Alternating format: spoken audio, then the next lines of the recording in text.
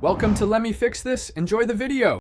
In this video, I will explain how to use Attar for long-lasting fragrance. To begin, apply a tiny amount of Attar, typically just one small drop, to your pulse points.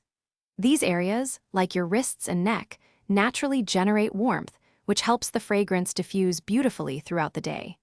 Always ensure your skin is clean and well hydrated for the best results. For maximum impact, focus on key pulse points. A single drop on each wrist, behind your ears, and at the base of your throat works wonders. Don't forget inner elbows and behind the knees. These spots also radiate warmth, helping your Attar project its beautiful aroma consistently for many hours. To truly make your Attar last, moisturize your skin thoroughly with an unscented lotion beforehand. Hydrated skin holds fragrance much longer.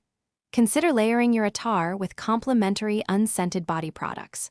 Also, proper storage is crucial.